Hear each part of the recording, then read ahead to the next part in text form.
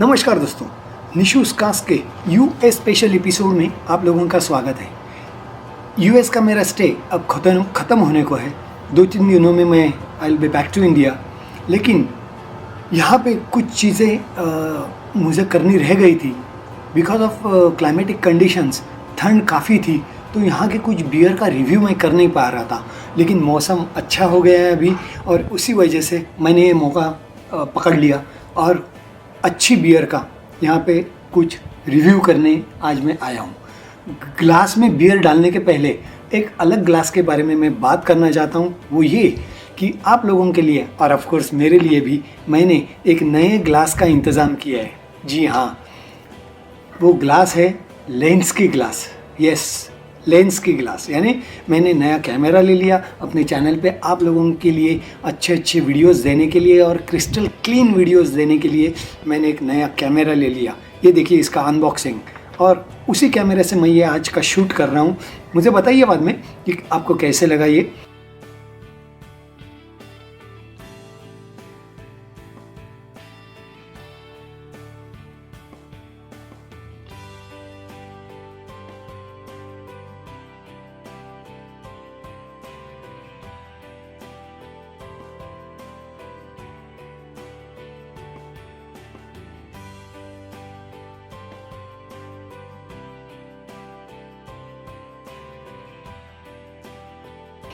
चलो तो आज के कुछ रिव्यू के बारे में बात करते हैं।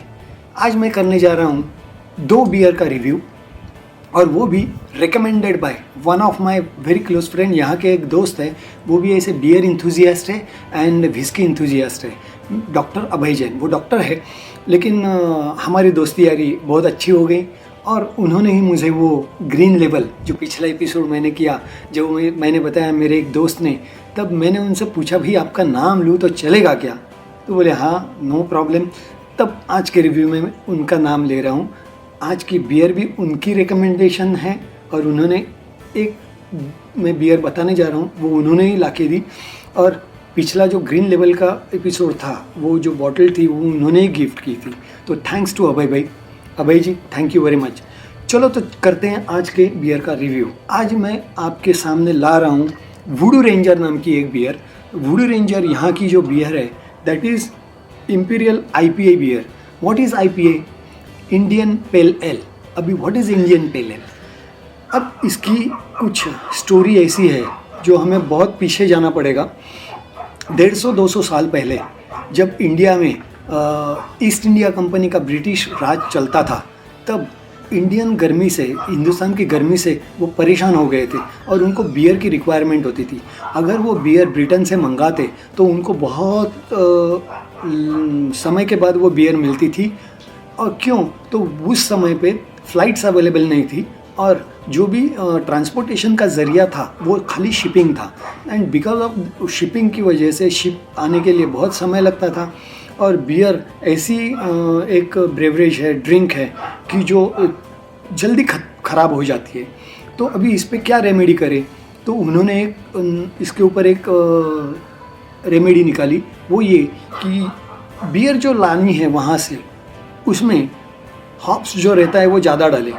अगर हॉप्स ज़्यादा डालते हैं तो बियर का जो टिकने का समय है वो लंबा हो जाता है और उतने समय में वो बाय शिप इंडिया में पहुंचती है।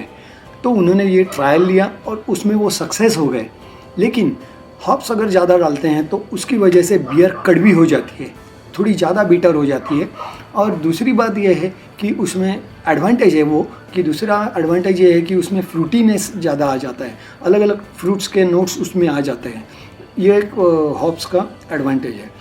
तो उन्होंने ये ट्रायल ली और उसमें वो सक्सेस हो गए और यहाँ पे उन्हें वो बियर ज़्यादा पसंद आई और बाद में ब्रिटेन में भी ये IPA बियर पसंद करने लगे लोग, और वर्ल्ड वाइड बाद में इसका जो प्रोपेगेंडा हो गया और उसकी वजह से वर्ल्ड वाइड सब जगह पे IPA इंडियन पेल एल ये बियर बहुत पसंद करने लगे लोग।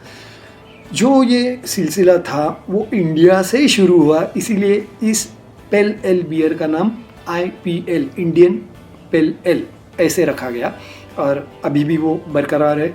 अपने यहाँ बीरा कंपनी ने ये ऐसे टाइप की एक बियर निकालने की अच्छी कोशिश की है और वो सक्सेस भी हो गए हैं। अगर अपने यहाँ भी अभी लोग इंथुजियास्ट होने लगे हैं और वो एक बहुत अच्छी बात है।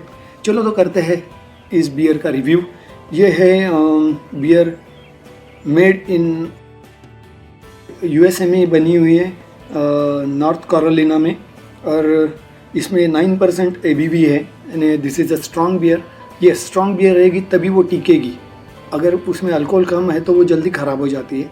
ये मैंने मेरे बियर के एपिसोड में मैंने बताया था। तो चलो करते हैं वूडू रेंजर, एक बेल्जियन बियर का, इसको नाम दिया है बेल्जियन लेकिन बनी तो यहीं पे है, एक IPA बियर है। तो चलो इसको ओपन करते हैं और इसका रिव्यू कर लेते हैं। चीयर्स गाइस, देखते हैं कैसी है।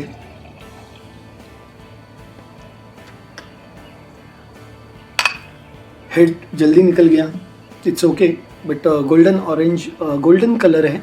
देखिए एम्बर कलर है, आपको दिखता होगा। यस, ये कैमरा का एडवांटेज है कि मैं आप तक ये लेके आ सकता हूँ कैसी बियर है, क्या है, that too in remaining in focus. मैं भी फोकस में, बियर भी फोकस में। तो देखते हैं इसका नोजिंग टेस्टिंग। ऑरेंज पहले ही डोमिनेट कर रहे हैं, ऑरेंज फ्लेवर ज़्यादा आ रहा है। हॉप्स का भी अरोमा बहुत अच्छा आ रहा है इसमें, and this is too good लगता है मुझे। अभी पैलेट पे कैसे आ रहा है देखते हैं, और बार्ले तो ऑफ कोर्स है ही। चीयर्स गाइस, जुबान पे पैलेट पे क्या देखते हैं।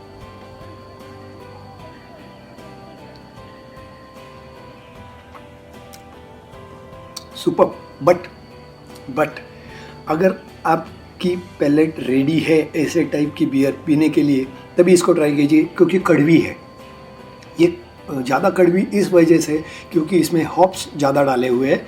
तो ये बियर नेचुरली कड़वी ही रहेगी, और मुझे ऐसे लगता है कि ये टेस्ट अपने को डेवलप करनी पड़ेगी, तब जाके ये इस बियर का मज़ा आएगा।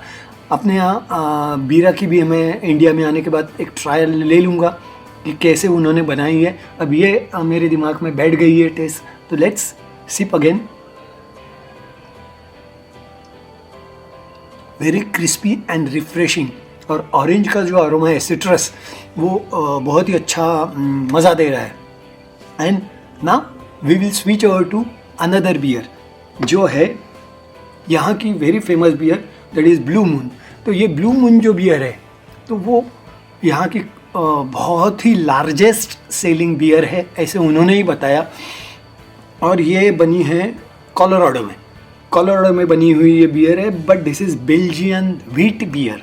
तो व्हीट बियर नॉर्मली आपको पता है कैसे रहती है, and Belgian style wheat ale, and this is ale beer. देखिए यहाँ पे है एल बियर है, और इसमें 5.4% ABV है। चलो तो इसको भी हम लोग को ओपन करते हैं। ये बियर की खास बात ये है कि इसको क्राउन होने के बावजूद भी, ये देखिए क्राउन है यहाँ, लेकिन क्राउन होने के बावजूद भी इसको ओपन करने के लिए सिर्फ एक ट्विस्ट देना है। यस, एक ट्विस्ट दिया तो ये खुल जाती है, और ये सबसे बड़ा एडवांटेज है इसका।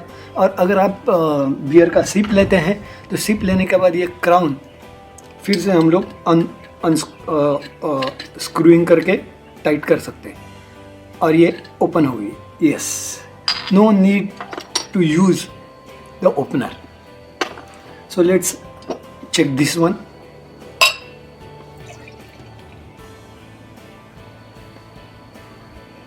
Oh, the color is very different. देखिए कलर कैसा है, दोनों का कलर डिफरेंस देखिए। ये देखिए, दिस इज डस्टी ऑरेंज, मैं इसको बोलूँगा। Yes, got it.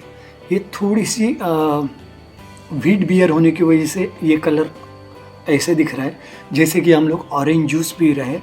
और इसमें देखते हैं अभी क्या अरोमा आते हैं। ये बॉटल अनस्क्रू करना है ना, ये यहाँ की खासियत है। अपने यहाँ भी ऐसी शुरुआत होनी चाहिए। देखते हैं कौन करता है पहले, कौन सी कंपनी करती है। तो देखते हैं अरोमा, फुल ऑफ ऑरेंज।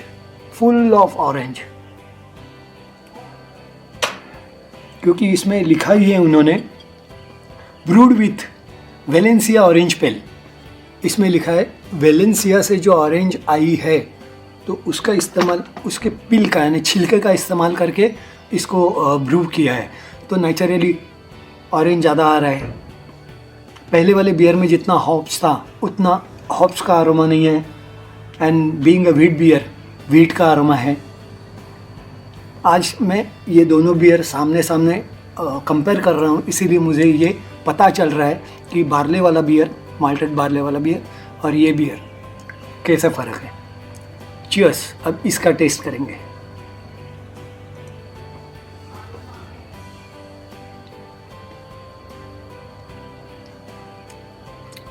उस बियर के कंपैरिजन में इसमें कड़वापन बहुत ही कम महसूस हुआ।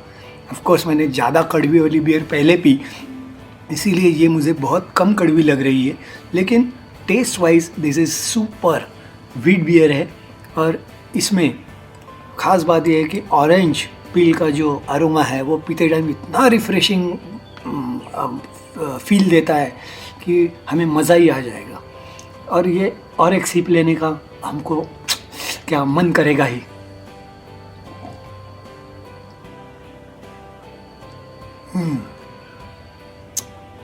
Very nice beer. और ऐसी और कुछ बियर के रिव्यूज़ मुझे करने थे, लेकिन ठंडी की वजह से बियर पी नहीं पा रहा मैं, क्योंकि यहाँ पे इतनी काफ़ी ठंड रहती है। और आज ज़रा माहौल अच्छा था, इसके लिए मैंने आज ये एपिसोड बनाया। अब कुछ दिनों में इंडिया पहुँचते ही आपसे मुलाकात फिर से करूँगा।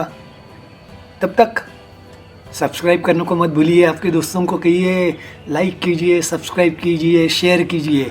निशु इसका ऐसी बहुत अच्छी इन्फॉर्मेशन बताता है और आपको मज़ा भी आता है। I know that. And another thing, कितनी भी अच्छी बियर हो, कुछ भी हो, कौन सा भी ओकेजन हो, लेकिन निशु इसका हमेशा एक चीज़ कहता है, yes, you are right, drink moderately, don't drink and drive, drink responsibly, and cheers to Nishu's cask.